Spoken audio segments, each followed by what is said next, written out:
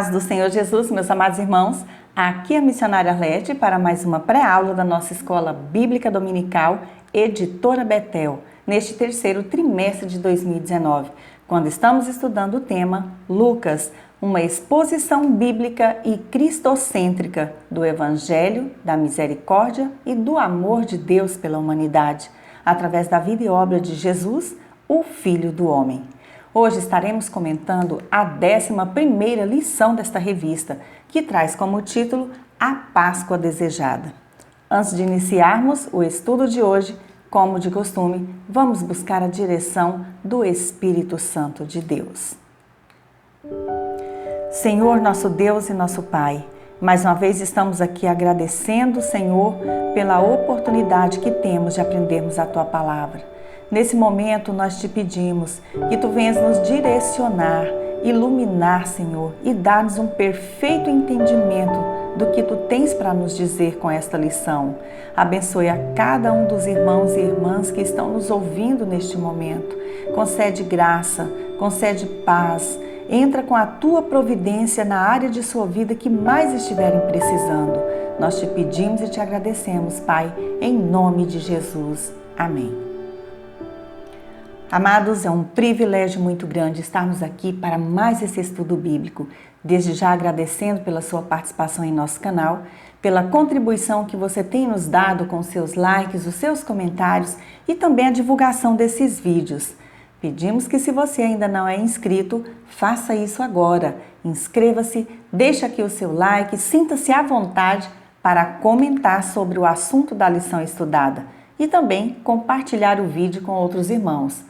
Lembrando aqui aos inscritos que sempre confiram se o sininho das notificações está devidamente ativado, para que sempre recebam de primeira mão as nossas postagens. O nosso objetivo é levar até você um subsídio a mais para a sua escola bíblica dominical e juntos aprendermos um pouquinho mais da palavra de Deus. Lição 11. A Páscoa Desejada. O textuário de hoje nos diz: E disse-lhes, desejei muito comer convosco esta Páscoa, antes que padeça. Lucas 22:15. A verdade aplicada de hoje nos diz que a Páscoa que antecedeu o padecimento de Cristo foi um momento repleto de significados e revelações que devem continuar impactando a igreja até que ele venha. Os textos de referência de hoje encontram-se no Evangelho segundo escreveu Lucas, capítulo 22 e os versículos 17 ao 20. E assim diz a palavra do Senhor. E tomando o cálice e havendo dado graças, disse, tomai-o e reparti-o entre vós. Porque vos digo que já não beberei do fruto da vide até que venha o reino de Deus. E tomando o pão e havendo dado graças, partiu-o e deu-lhe, dizendo, isto é o meu corpo, que por vós é dado. Fazei isto em memória de mim. Semelhantemente tomou o cálice, depois da ceia, dizendo, este cálice é o novo testamento no meu sangue, que é derramado por vós. O primeiro objetivo desta lição é explicar a instituição da Páscoa. A Páscoa cristã é o memorial de como Deus substituiu os sacrifícios temporários do Antigo Testamento pelo sacrifício único e definitivo de Jesus Cristo na cruz do Calvário. Todo o ritual feito com o Cordeiro no Antigo Testamento era a sombra de tudo que seria apresentado no Novo Testamento, com o sacrifício do Cordeiro de Deus que tira o pecado do mundo, conforme João 1:29. E que foi morto desde a fundação do mundo. Apocalipse 13:8. Para os judeus, essa comemoração é a memória da ação salvadora de Deus ao libertá-los da escravidão do Egito. Mas para nós cristãos, a Páscoa é a recordação da ação redentora do Senhor Jesus em favor da humanidade e continua impactando a igreja cristã e o mundo até hoje. Tópico 1. A tradição pascual. Desde que foram libertos do jugo da escravidão egípcia, o povo de Deus passou a celebrar a Páscoa anualmente, trazendo sempre à memória os grandes feitos do Senhor que marcaram para sempre suas vidas e foram passando essa tradição de geração em geração. Subtópico 1.1 Sua instituição. A palavra Páscoa vem de um verbo hebraico, pessar, que significa passar por cima ou passar além, pular, no sentido de poupar e que foi instituída quando Deus libertou Israel do Egito. Encontramos todos os detalhes da instituição da Páscoa no livro de Êxodo, capítulo de número 12, nos versículos 1 ao 28, onde o Senhor enviou a 10ª praga ao Egito, a morte dos primogênitos. Aconteceu que à meia-noite feriu o Senhor todos os primogênitos na terra do Egito, desde o primogênito de Faraó, que se assentava no seu trono, até o primogênito do cativo, que estava na enxovia, e todos os primogênitos dos animais. Para o povo de Deus, que durante 4 séculos havia sido escravizado, humilhado, chegava o tempo de sair da escravidão para a riqueza, da opressão para a liberdade, da escuridão para a luz. Os israelitas, naquela noite, deixariam o Egito para trás, pois a terra prometida os aguardava. Deus disse a Moisés que a última das 10 pragas seria a destruição e a morte de todos os primogênitos dos animais e dos homens. Para salvar o seu povo, Deus instruiu que fizessem preparativos para que, quando passasse pela terra do Egito, para fazer juízo sobre todos os seus deuses, conforme Êxodo 12:12, pudesse passar sobre eles, sem atingi-los, sem que suas famílias sofressem os horrores da 10ª praga. As instruções do Senhor foram seguidas à risca pelos hebreus, que foram milagrosamente libertos do Egito e da ira de Faraó. Enquanto que para os egípcios aquela Páscoa significou o juízo divino sobre a nação, para os israelitas significou a passagem para a liberdade física e espiritual, assinalando uma nova era onde Deus lhes daria um novo começo. Subtópico 1.2 Seu objetivo ao longo das gerações. Após o Senhor nosso Deus ter libertado o seu povo do Egito com mão poderosa, a Páscoa passou a ser a nova festa religiosa dos israelitas, pois essa celebração foi instituída por Deus mediante o legislador Moisés e um novo ano religioso começou, conforme Êxodo 12, 1 ao 20. O calendário bíblico começa com o mês primaveril de Nissan, ou Abib. Quando Deus instituiu a Páscoa, já havia começado o ano, mas Deus disse que seria agora o início, conforme Êxodo 12, 2. Até hoje, Israel tem 2 calendários, o civil e o religioso.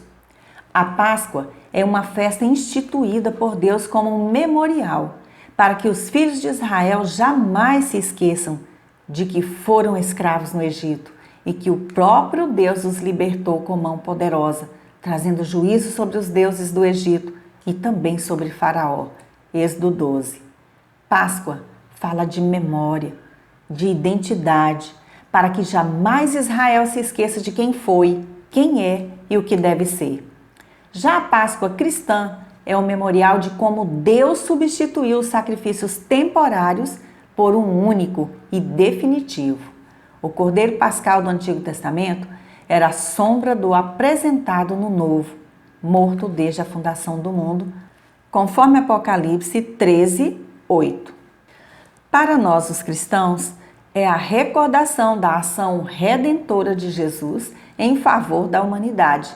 Cristo é a nossa verdadeira Páscoa, o Cordeiro único e o sumo sacerdote por excelência. Seu sacrifício foi definitivo e completo. Quando recebemos a Jesus Cristo como nosso único e suficiente Salvador, somos libertos da escravidão do pecado e nos tornamos filhos de Deus mediante a nova e perfeita aliança no sangue do Cordeiro, que tira o pecado do mundo. Subtópico 1.3 O contexto pascual do tempo de Jesus. No contexto histórico da época do Senhor Jesus, devido à passagem do tempo e mudanças sociais, essa tradição passou por modificações. Segundo o Manual dos Tempos e Costumes Bíblicos de William Coleman, nessa época o povo tinha de se deslocar para Jerusalém, que então recebia um grande fluxo de peregrinos, o que causava sérios transtornos de hospedagem para a cidade e também para as pessoas que vinham de fora. Como resultado, durante as festividades, a cidade de Jerusalém se tornava um centro comercial ainda mais agitado. Os mercados ficavam abarrotados de grandes suprimentos de verduras, frutas e condimentos, perfumes, tecidos, etc. O consumo de vinho era muito grande nos dias de festas e o número de animais abatidos, tanto para alimentar as multidões como para os holocaustos, era enorme. Desde 600 anos antes de Cristo era costume imolar-se o cordeiro pascal em Jerusalém. Por causa disso, a festa deixou de ser um evento familiar, transformando-se em romaria. É por isso que a família de Jesus fazia essa viagem todos os anos para a celebração da Páscoa, conforme lemos em Lucas 2:41. É também devido às grandes multidões em Jerusalém, por ocasião da Páscoa, que os principais sacerdotes e anciãos do povo temiam matar Jesus durante a festa, com medo de haver alguma revolta entre o povo, o que seria difícil de controlar com tanta gente em Jerusalém. O segundo objetivo desta lição é mostrar os preparativos para a última Páscoa. Tópico 2. Momentos que anteciparam a Páscoa. A partir deste tópico, o comentarista enfoca alguns fatos que aconteceram antes da última Páscoa do Senhor com seus discípulos. Subtópico 2.1. Uma maneira de prender Jesus. O ódio desesperado dos líderes judeus nos últimos dias da vida de Jesus levou-os a planejar a sua morte. Eles não conseguiram contradizer o Mestre amado. Não tinham argumentos contra ele e nem como refutar as verdades da sua palavra. Sentiam-se tremendamente incomodados por ele e por sua notoriedade e procuravam uma maneira de prendê-lo que passasse despercebida ao povo, pois sendo Jesus muito popular entre todos, temiam uma rebelião. O capítulo 22 de Lucas narra o pacto da traição e Satanás usou Judas para esse intento. A experiência de estar próximo de Jesus, de andar com ele, presenciar os milagres e ouvir seus maravilhosos ensinos, não mudou o coração de Judas, que decidiu trair o seu mestre por míseras 30 moedas de prata, conforme Mateus 26:15. Assim como Judas, quantas pessoas têm seguido a Jesus por interesses escusos, têm ouvido a palavra do Senhor, andam com os filhos de Deus, presenciam milagres, mas acabam traindo a Jesus, negando a fé e escandalizando a sua igreja. Segundo alguns estudiosos, o Senhor Jesus foi preso por volta das 23 horas, às escondidas, pois as autoridades judaicas já haviam decidido em concílio pela sua morte e esperavam apenas o momento oportuno para isso. E o momento era aquele, quando as famílias estavam reunidas dentro das suas casas, já comemorando a Páscoa, e havia poucas pessoas pelas ruas de Jerusalém. Subtópico 2.2. Jesus ensinando no templo. Sobre isso, lemos no Evangelho segundo escreveu Lucas. Jesus ensinava todos os dias no templo, mas à noite, saindo, ia pousar no monte chamado das Oliveiras, e todo o povo madrugava para ir ter com ele no templo, a fim de ouvi-lo. Lucas 21, 37 ao 38. A atitude de Jesus no templo, o lugar mais sagrado para os judeus, fez com que os líderes religiosos reforçassem a resolução de matá-lo.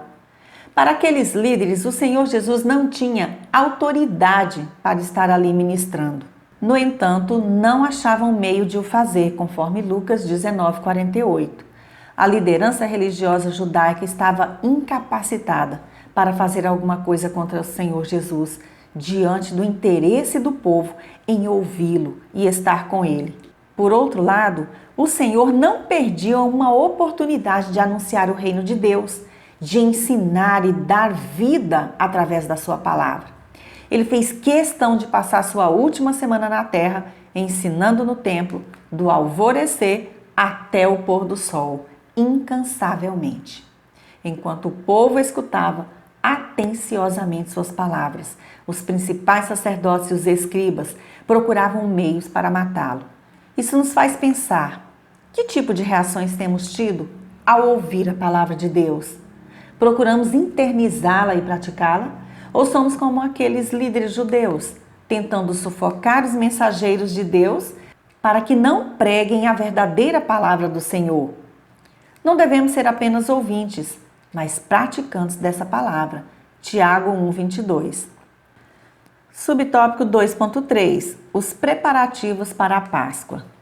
Sabedor de que a Páscoa era apenas um tipo do qual o próprio Senhor Jesus era o antítipo, ou uma figura da qual ele era o cumprimento, ele demonstrou alegria e satisfação por poder celebrá-la na companhia de seus discípulos. A verdade é que apenas algumas horas depois, o Filho do Homem estaria libertando o seu povo, não mais de um cativeiro humano, mas do cativeiro do pecado. No capítulo 22, Lucas reconta como Jesus se preparou para comer a última refeição da Páscoa com os discípulos, antes da sua morte.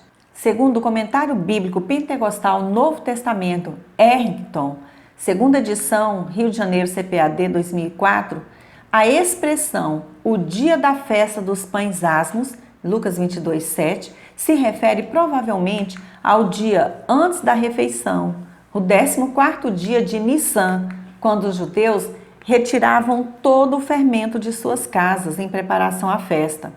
O Senhor Jesus instrui Pedro e João a fazerem os arranjos necessários, mas eles não tinham ideia de onde ele queria fazer a comemoração. Pelo fato de Jesus saber que Judas concordou em entregá-la aos líderes religiosos, conforme os versículos 21 e 22, ele manteve o lugar da refeição em segredo. Durante a refeição da Páscoa, todos os judeus estariam a portas fechadas e tal oportunidade ofereceria ocasião conveniente para Judas entregar Jesus às autoridades. Mas o Senhor Jesus seria preso na hora em que ele escolhesse e não quando os inimigos escolhessem. Quando os discípulos perguntaram onde o mestre queria que preparassem a Páscoa, Jesus encaminhou-os a um homem com um cântaro de água, conforme Lucas 22:10. Lucas deixa claro que Cristo, como Filho de Deus e capacitado pelo Espírito Santo, possuía conhecimento prévio dos fatos. O sinal dado por Jesus é inconfundível, pois naquele tempo, um homem com um cântaro de água seria facilmente notado, pois esse era um trabalho de mulher. Naqueles dias, as pessoas costumavam oferecer suas casas durante a festa, em troca das peles de animais e utensílios usados para a refeição. O preparo da Páscoa incluiria a busca de fermento na casa, não podia acontecer de ficar, e o preparo do cordeiro, das ervas amargas e dos pães sem fermento, o vinho e tudo que foi ordenado por intermédio de Moisés. O Senhor Jesus era consciente de que a sua morte na cruz se aproximava e que ele era o Cordeiro de Deus, do qual o Cordeiro da Páscoa era apenas um tipo, João 1:29. Milhares de cordeiros foram sacrificados em Jerusalém nessa data, mas somente Jesus era o Cordeiro de Deus que tira o pecado do mundo, João 1:29. Se a Páscoa judaica marcou a libertação do sofrimento do cativeiro egípcio, agora Jesus Cristo, através do seu sofrimento, libertaria a humanidade da escravidão do pecado. Pedro e João fizeram os preparativos exigidos para a última Páscoa, Lucas 22:7-20. E durante a celebração da mesma, Jesus instituiu a ceia do Senhor, Lucas 22:19-20, substituindo a Páscoa judaica, 1 Coríntios 11:20-23. O terceiro objetivo dessa lição é entender como a Páscoa judaica ganhou um novo sentido em Jesus. Tópico 3. A Páscoa desejada. Lemos no Evangelho de Lucas as palavras do Senhor Jesus. Tenho desejado ansiosamente comer convosco esta Páscoa, antes do meu sofrimento, pois vos digo que nunca mais a comerei, até que ela se cumpra no reino de Deus. Lucas 22, 15, 16. O comentarista diz neste tópico que a última Páscoa da vida do Senhor Jesus com os seus discípulos foi a mais desejada por ele, por preceder o seu sacrifício na cruz e ganhar um novo sentido e mais completo, de maneira que ela se tornou mais que um ritual, pois os seus elementos, tais como o pão e o vinho, ganharam significados além de si mesmos. Subtópico 3.1 O novo significado do pão. O comentarista diz, neste subtópico, que o pão asmo reportava a pressa com que os filhos de Israel saíram do Egito. Naquela ceia, após tomar o pão, dar graças e partir, Jesus Cristo disse: Isto é o meu corpo oferecido por vós, fazei isto em memória de mim. Lucas 22, 19. O Senhor usa a expressão isto é o meu corpo e não este é o meu corpo, com sentido metafórico, da mesma forma que ele disse, eu sou a porta, João 10, 9. O pão era um símbolo do corpo de Jesus e não o próprio corpo, conforme pensam as pessoas que creem na doutrina da transubstanciação. O corpo de Jesus seria oferecido vicariamente em favor dos pecadores. O pão da ceia do Senhor representa o corpo de Cristo, oferecido em favor de todos os seus discípulos, de todos aqueles que nele creem. Subtópico 3.2 O novo significado do vinho.